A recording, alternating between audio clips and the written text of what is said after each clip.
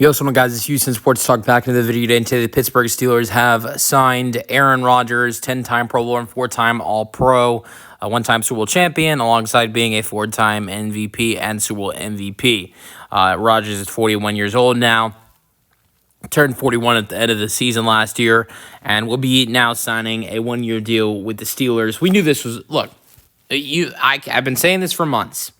It's a matter of it's not a matter of if for Rodgers, it's a matter of when. And we finally seen it happen with him signing his one-year deal. He informed the team that he's going to fly in on Friday and sign the deal, which Friday is tomorrow. And so I'm not surprised. I didn't know when this would be. I would have thought it would have been before training camp. He's going to be at mandatory minicamp next week. And that's something you'd like him to be a part of.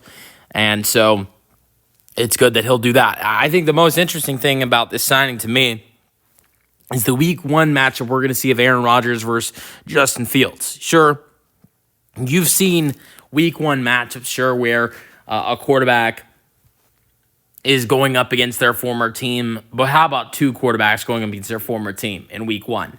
We saw it last year with Matthew Stafford and Jared Goff. I know that. Like, we saw Stafford versus Goff last year. That was a great game between the Lions and the Rams in week one.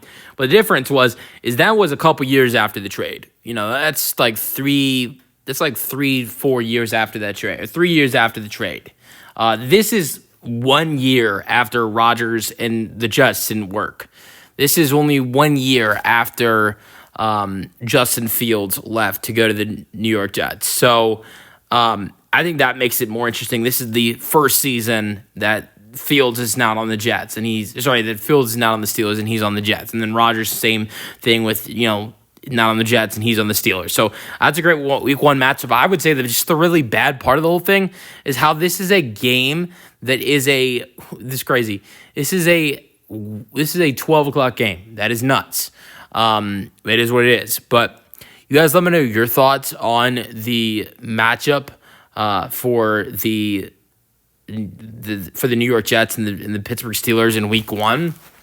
But for the Steelers with this addition, I don't think this is a bad addition.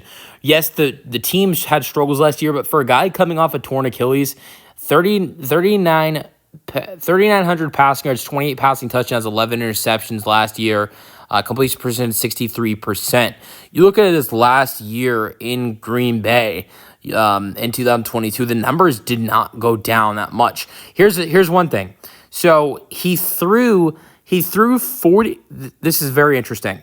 He threw 42 more passes this year in 2024 than he did his last year in Green Bay, which was a little bit of a struggle. Yet he still threw one less interception.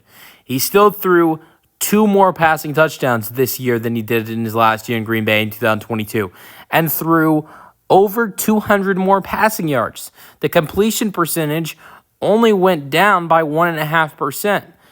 But keep in mind, he was throwing the football more this year in 2024 than he did in 2022. Not to mention, he ran the ball a lot better.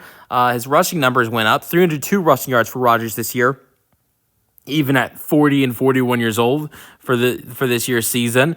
Was 258 in 2022. So some numbers were not good for Rodgers this year, but some numbers were good, and especially coming off a torn Achilles at Rodgers' age. So I think that this is a good signing for the Steelers. He's gonna have DK Metcalf. You look at the tight ends that are in this room. You've Pat Freiermuth. You've got Hayward. Obviously, Connor Hayward.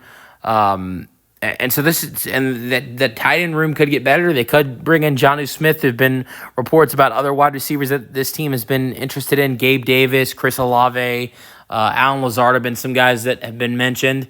So I think there are more weapons to come for Aaron Rodgers. Let me know your thoughts in the comment section, and peace out.